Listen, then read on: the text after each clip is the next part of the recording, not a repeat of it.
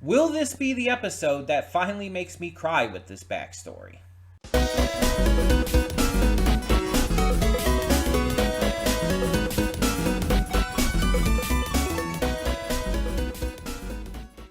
Hey everyone, welcome to Princess of Gay. I'm your host Connie, and today we're here with my blind reaction to 1134, episode 1134 of One Piece. Last week we just inexplicably had off, and I think I talked about this with when there was a break before. But I'm really kind of irritated that One Piece is going on these consistently happening week off breaks every now and again now. Because it's since they returned from having that 6 months off, they should not be having weekly breaks here. Even if it's just every once in a while, every month or two. It's we really shouldn't be doing that after you already took 6 months off to get ready for animating and everything with what's to come. It's you shouldn't need to do this, and you shouldn't be putting viewers through that at this point. It's you already made us wait 6 months. We shouldn't have to wait more again. But either way, enough of my impatient bitching. So we're starting to get to the part where Kuma is going to willingly become a cyborg, and we're starting to see how it's coming into place. With him having met Vegapunk and, trying to cure Bonnie of her disease, while also being willing to give his DNA to be used to create the pacifistas. But we know that Saturn is going to be getting involved, and so it's things are not turning out great in that regard. It's a matter of just what's going to happen next. And I talked in the cold open about will this be the episode of this flashback to finally make me cry? And it's I've gotten a little emotional at a couple points during this flashback, but it hasn't made me super upset. And I don't know if it's because I was prepared for it, or if it's just not as sad to me at this point as other One Piece backstories. Or maybe it's just I've gotten so used to One Piece backstories that I'm at this point where I'm just kind of numb to them. But then it's you look at backstories like Robin's and Law's and everything, and it's just it hasn't been as sad so far. It's don't get me wrong, it's sad. There's still sadness to it. I'm just saying it's not as sad. It's not anywhere near as bad as some of these others that we've gotten. Law's is still by far the saddest to me. Robin's is sadder. Koala's is sadder. It's this one, again, it's sad, it's just not that sad. It's not as bad comparatively. And I don't know if it's about to get much, much sadder now that we're getting to the point where Kuma is going to sacrifice himself, and we're going to get to Bonnie's reactions to all of that and everything. That's probably where it's going to really start hitting, but we'll see. I'm very curious nonetheless to see how this continues to go. And I've been enjoying these flashbacks. Even if it hasn't been making me as sad, I've still been enjoying them. So, as long as it still remains high quality content, that's the best I could ask for, right? Let's get into it either way and see what this next episode has in store for us. Hold up just a sec. Before you click that link down in the description below to get to today's video, I want to remind you of all the awesome content we have both on this channel and the Princess of Gaming channel. Let's check it out.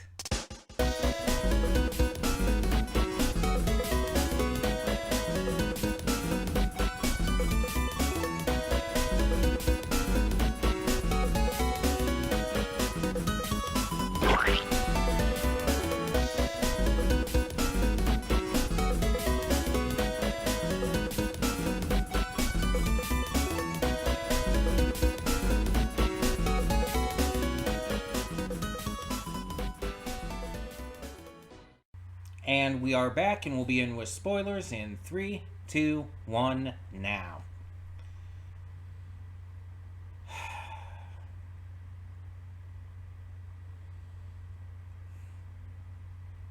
Kuma's the best.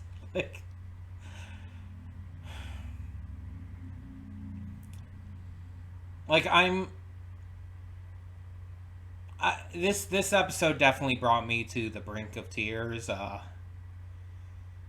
But it's not quite at that level that's like got me like full on crying or bawling or anything. It's just a matter of like I don't know if it is just that I'm desensitized to this shit at this point. Like Oda's like hurt me so much by this point. It's like it's just not going to affect me as much as it otherwise would, but I'm just it's still sad. Like it's still extremely sad and extremely emotional. It's just it's not like getting me to cry. And I don't know what that says. That's all I'm trying to get across here. I will say one thing for sure is that, yeah, it's making me hate the Celestial Dragons and Saturn especially that much more.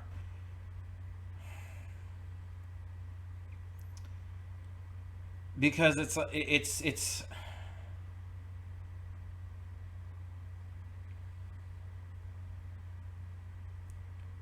this entire situation is fucked up, and it's like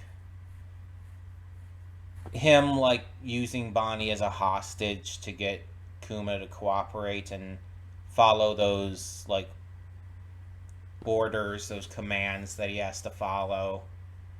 And the fact that this is now the last time Bonnie and Kuma like saw each other and with the way that they are. It's like Bonnie's seen her father after this, but after he's already become, you know, a mostly mindless cyborg. It's not quite the same. And I don't think he's seen anything from her at all.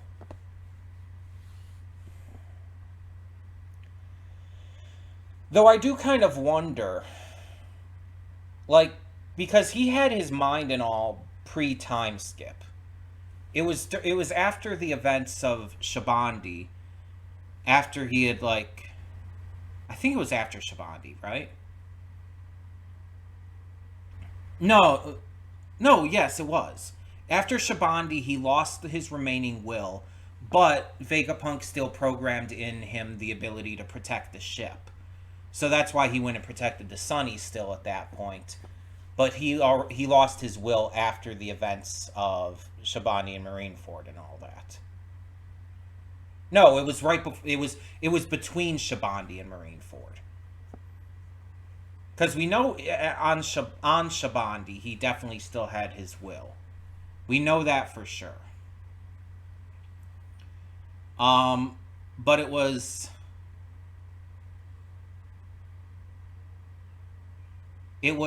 after that he got changed, and he even like that's what he said to Rayleigh and all, right? And then he came back. So it was still during the events of pre-time skip. But what's interesting is we're starting to see like that Bonnie's crew that she traveled with originally were the people from the village. Like we have definitely confirmation on that by this point. And so I wonder if they all went out when they did in order to find Kuma. And since they became known pirates before Kuma lost the last of his will, Kuma has to have known about that, right? He has to have, he probably saw Bonnie's wanted poster. He probably knew that she was on Shabandi at the same time as him. Right? Like, I wonder if we're going to touch on that as part of the backstory. Because that could definitely, if they do that right, if Oda does that right. That could definitely be what breaks me.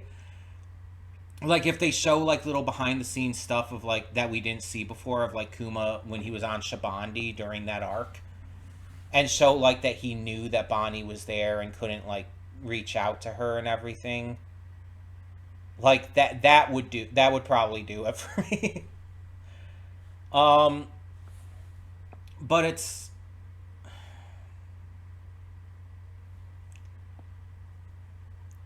like he's just like the best father. Like seriously, like there's a lot of like mixed father characters in this series. There's good fathers, there's bad fathers. It's a very mixed series in regards to that. It shows kind of both sides of that. Like you have like Kyros from Dressrosa, who is a phenomenal father. He's an amazing father to Rebecca. He watched over her all that time, even though she didn't know who he was. He's like awesome father. Like, but then you have then you have Judge. Or Kaido even. Kaido's a good example too of a bad father in this. Um, you have Judge for Sanji, Kaido for Yamato, and it's just like, and then you have like good father figures like Zeph or even Genzo for Nami. And it's just like it's very mixed. And then you even have some who are like kind of I would say neutral, like Dragon. Because Dragon, I don't think, some people say Dragon's a terrible father for Luffy, but the thing is, he was never a father for Luffy, one way or the other. And it's very clear why, like, it's very obvious why he chose to not be in Luffy's life, considering what he does. I don't entirely blame him, but I view him as, like, just kind of an absentee father who's not like he's not a bad father. He's not like terrible to Luffy or anything. But he's just not there for him, which some people would say is almost as bad, but it's definitely not as bad by any means. The point is Oda writes a lot of different kinds of fathers and father figures in this series, kind of touching on kind of every aspect of that, every aspect of fatherhood and like what it means for a character to be a father. Honestly, as many for as many good fathers as there are in this series, I think Kuma's the best. Like, genuinely, I think Kuma is the best father of all of them, more so than like Genzo or Zeph or Kyros. It's like the lengths that he was willing to go to for Bonnie, to essentially die for her without hesitation, without even a concern for his own well-being. The fact that he was like so quick to accept it and so like ready to just lose everything about himself for this, if it just meant that she would be okay. It not just shows how like amazing of a father he is, but how just beautiful of a person he is. He's so like he is like one of those few like characters who you can pretty much say is unequivocally good. Like completely good. The wild thing is, like, you can't even say that about Luffy. Luffy has some questionable things to him. He's not always perfectly good. And I'm not saying that Luffy's not a good guy. He's definitely a good person. But he's not, like, perfectly good. I think Kuma is the closest to perfectly good of anyone in this series. I would honestly, genuinely say that. He is that, like, morally good. And some people would say, like, oh, but then he doesn't have as much nuance. He's too simple of a character. It's like, I don't know if I'm going to be able to find anyone who would say that about Kuma, because Kuma is exceptionally popular. like that's just obvious from how the fandom talks about him. But I feel like if anybody does dislike Kuma, they're definitely going to keep it secret because the entire fandom will attack them relentlessly. If you speak bad about Kuma, like this entire fandom will be up in arms. Like extremely protective over him because of how just absolutely beautifully lovable he is. He's such a genuinely good character that it's like you just can't deny how awesome he is. After this backstory did wonders for him. Like I liked him beforehand. Pretty much everyone liked him prior to this even coming out in the manga and all. Because of like he's just cool. He's very interesting. His powers are neat. Also, you know, he spent 2 years protecting the Straw Hat ship, the Thousand Sunny, with the last of his remaining possible willpower. The fact that he saved the Straw Hats at Shabandi. It's like all of this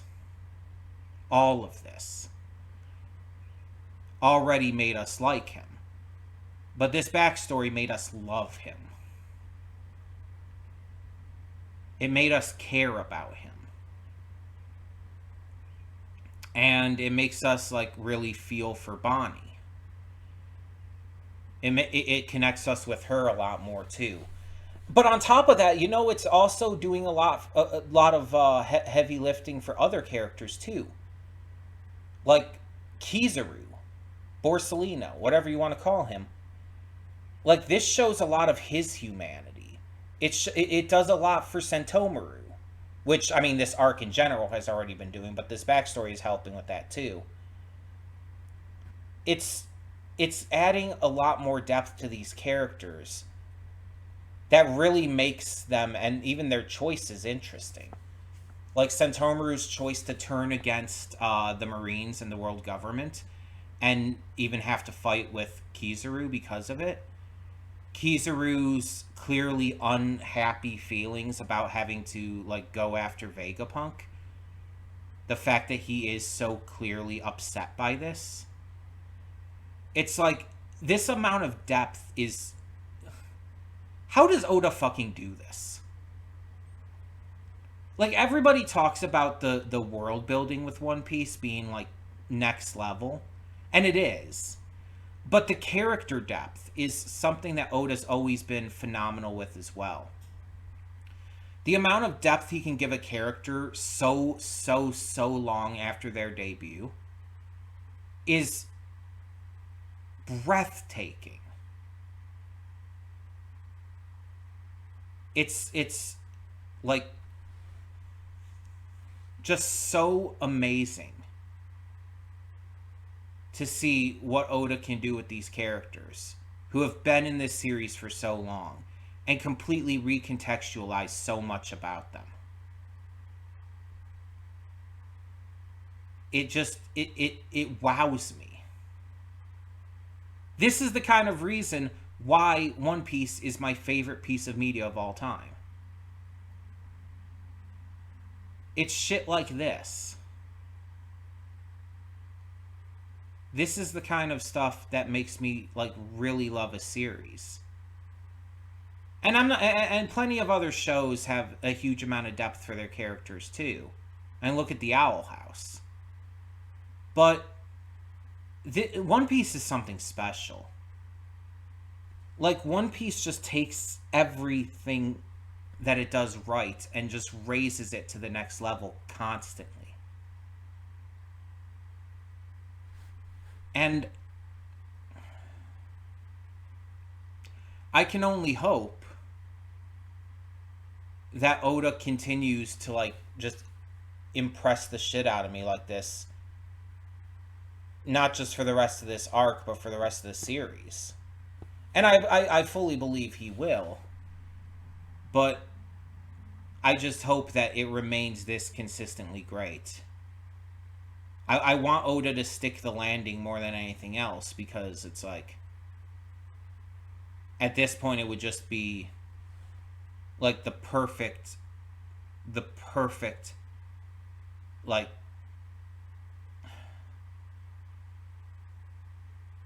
it would just be the best way to close this out, to keep it like at this same level of quality. It would be like such an achievement, such a feat. Because I've never seen like I've never seen another story in fiction that is as consistently like amazing as this for this long. Because the thing is, you could say like, oh, a series like Full Metal Alchemist Brotherhood is like as close to perfect as anime gets. Yes, but that's like what, 64 episodes or something like that. Like yeah, it's like technically closest in perfection, like as any anime can get and has gotten, in my opinion at least. But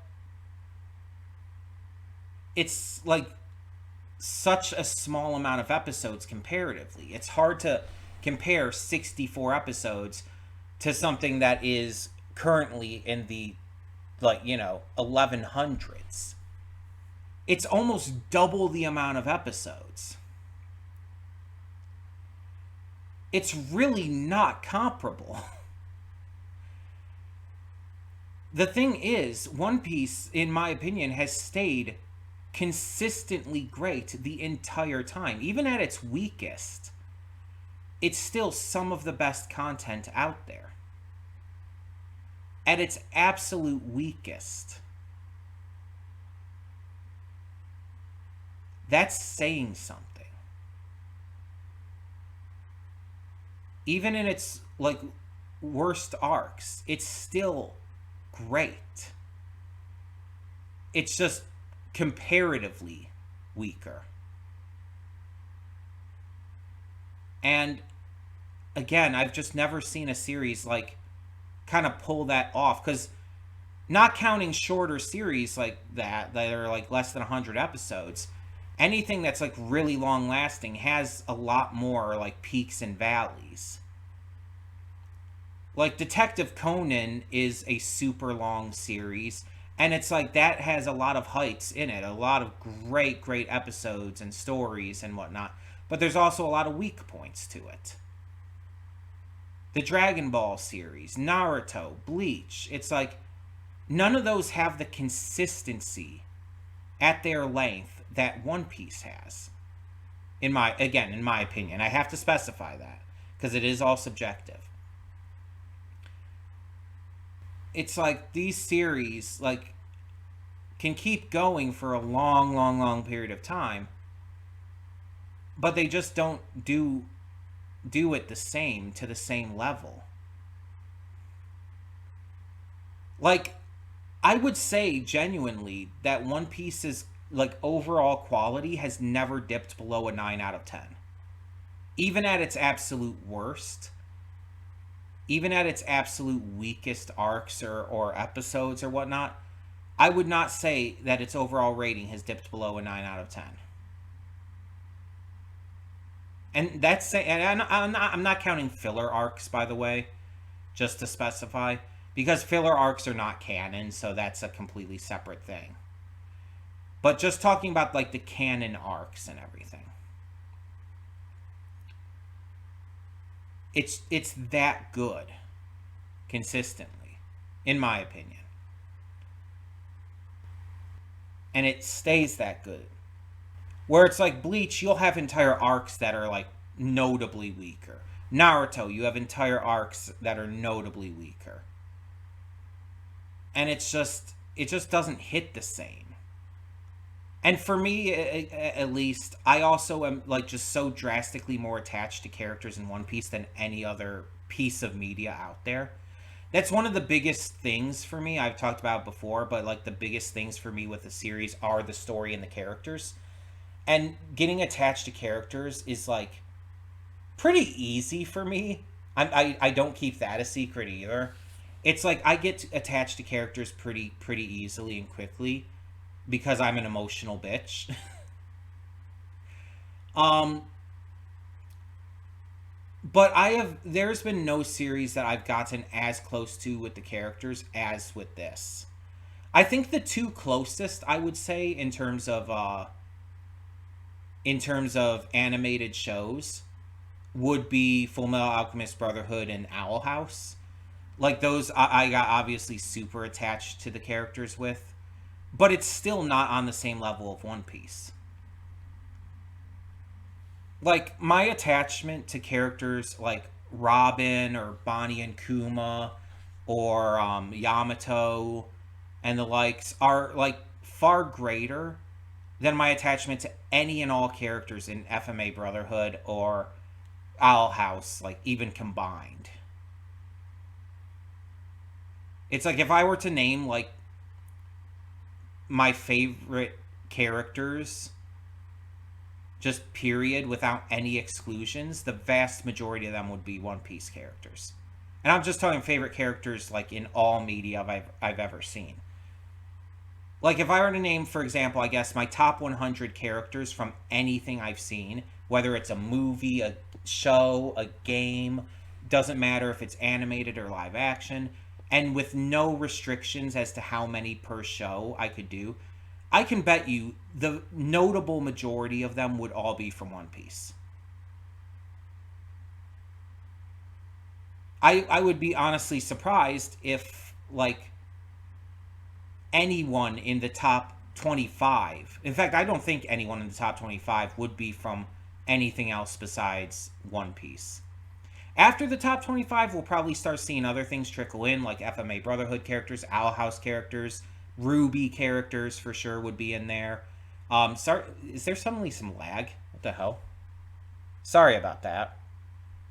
Um, yeah, there's like some lag and freezing.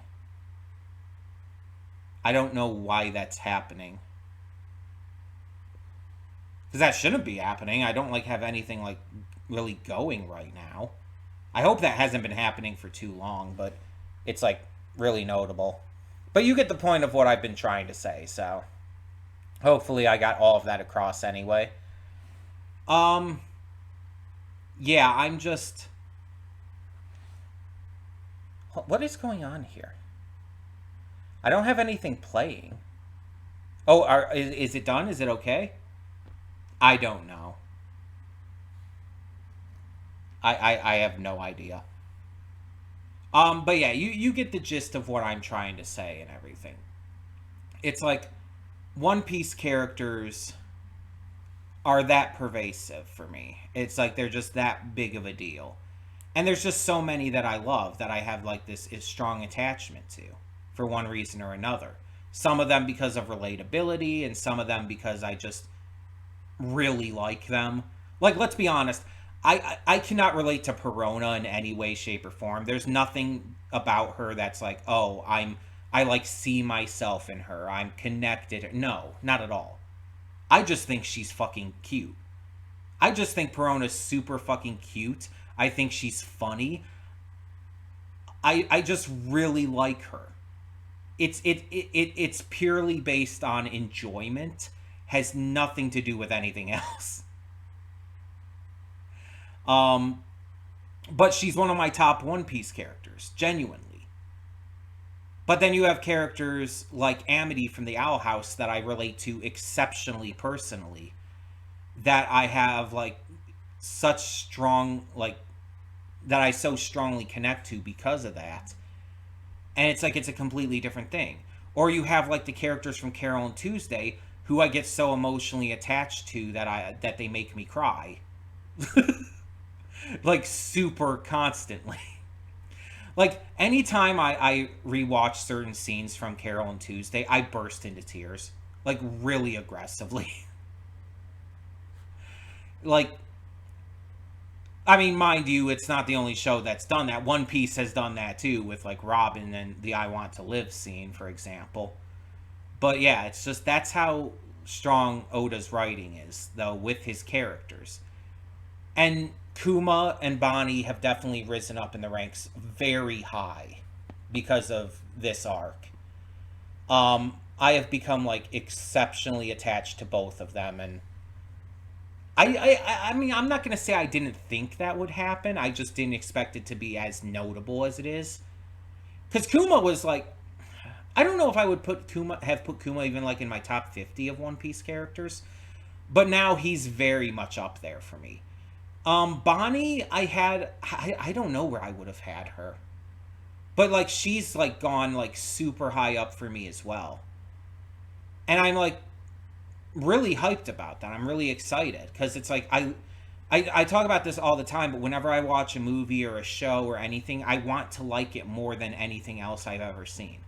And that includes with like elements of it. Like I want to like the characters more than any other I've seen.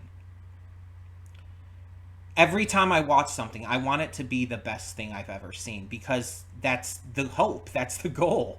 I want to enjoy what I'm watching.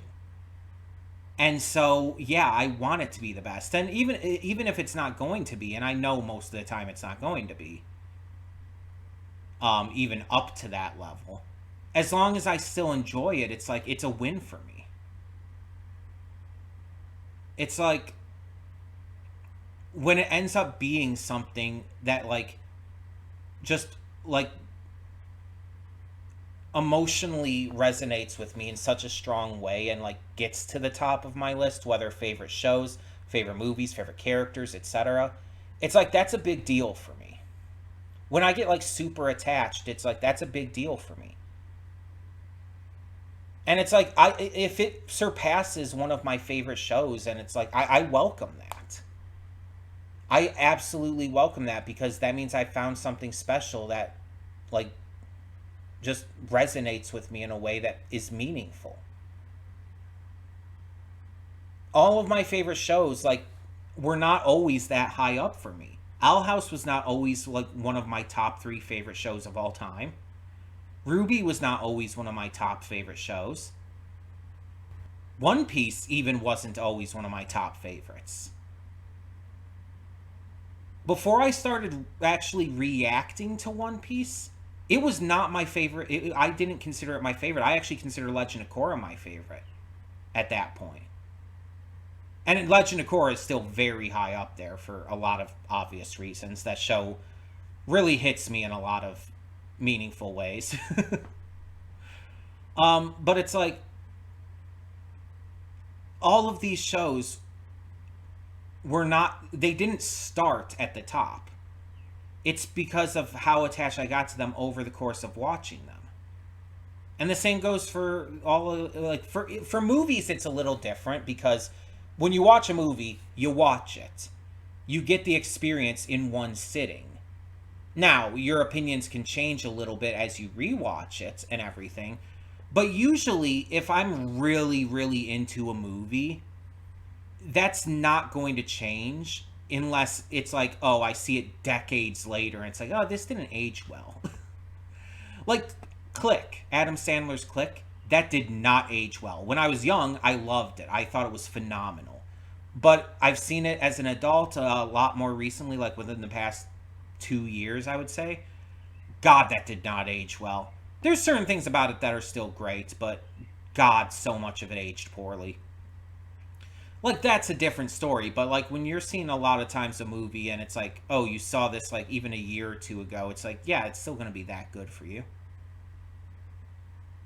12 Angry Men's been my favorite movie of all time for quite a while, so. And same goes for games and other stuff. But sorry about this long-winded rant that's kind of gone into completely other stuff. I've kind of like rambled on about like all this like kind of not pointless but unrelated content. But it all connects with what I'm trying to say about this. It's like this episode was great, and obviously the emotion behind it and the character depth, and it's just like Oda in One Piece continues to impress me and like more and more as it goes along. And it's like the emotional connection that I have with this series because of stuff like what we saw in this episode is it honestly keeps me going. It's a really big deal for me. And this is stuff like what we got in this episode is the shit that makes me like the One Piece fan I am. So tell me in the comments below, what did you think of this episode of One Piece? And thank you so much, as always, for tuning in. For now, I'm Connie, and I'm signing off. See y'all next time.